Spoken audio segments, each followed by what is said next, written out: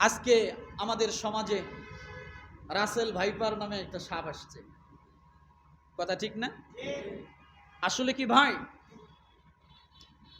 যখন যে জিনিসের মৌসুম আসে তখন ওই জিনিসের আলোচনা সমালোচনা কথা সবচেয়ে বেশি হয়।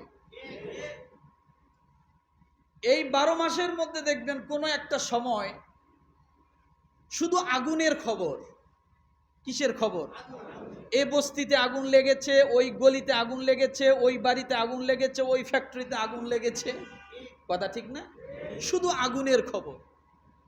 কিছুদিন যাওয়ার পর আরেকটা ইস্যু তৈরি হয়, তৈরি হওয়ার পর ওই ইস্যুটাকে আবার কি করে, আবার মানুষের সামনে ছড়ায় দেয়, কথা ঠিক না? এইভাবে একটার পর একটা চলে। করোনা ভাইরাস ছিল, করোনা ভাইরাস গেল, আসছে কেমনে জানা গেল, গেল কিভাবে এটা আর জানা গেল না, কথা ঠিক না? মাঝখান থেকে শুধু লকডাউন, শাটডাউন, এই ডাউন সেই ডাউন দিতে দিতে একেবারে এমন অবস্থা আমাদের ঘরের দরজা মাইসে দিয়ে যায়, অত ঘর থেকে যেন বেড়াইতে না পারি, কথা ঠিক না? আমার ভাইরা, এখন হয়তো বলবেন যে এই যে প্রাণী, এই প্রাণীটা এত বিষধর, আল্লাহ কেন সৃষ্টি করেছেন, কথা ঠিক না?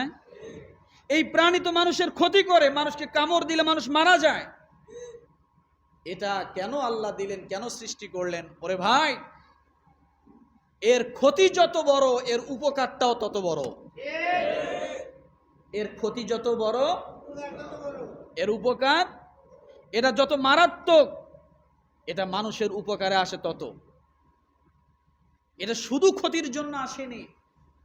রব্বুল আলামিন বলেন, আফা হাসিবতুম আন্নামা খালাকনাকুম আবাসান ওয়া আন্নাকুম ইলাইনা লা তুরজাউন। সূরা মুমিনুন আপনি পড়ে দেখুন, আল্লাহ বলেন তোমরা মনে করো আমি খামাখা সব সৃষ্টি করেছি? না, আমি খামাখা কিছুই সৃষ্টি করিনি। তোমাদের দিব্য চোখে হয়তো কোনো জিনিসের উপকার আসতে নাও পারে, কিন্তু যে জিনিসটা তোমার কাছে ক্ষতিকর তুমি সেটাকে নিয়ে রিসার্চ করো, দেখবে তোমার অগণিত কল্যাণ আমি আল্লাহ সেখানে রেখে দিয়েছি।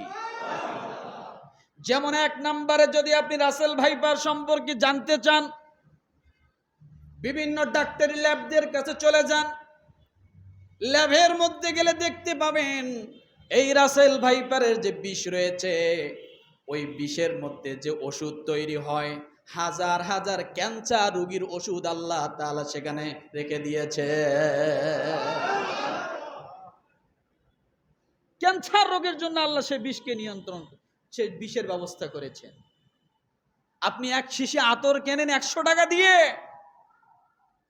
আপনি ওই আতরের ওই পরিমাণ শিশি দিয়ে যদি আপনি ওই পরিমাণ সাপের বিষ কিনতে যান, কোটি কোটি টাকা লাগবে। 1-2 টাকা না, 1-2 লাখ নয়, কোটি কোটি টাকা লাগবে। অতটুক পরিমাণ আপনি আতর যে পরিমাণ কিনেছেন, অতটুক পরিমাণ যদি আপনি সাপের বিষ কিনতে যান, তাহলে এত দামি আল্লাহ তাআলা সেখানে রেখে দিয়েছেন কেন? মানুষের উপকারের জন্য, কথা ঠিক না?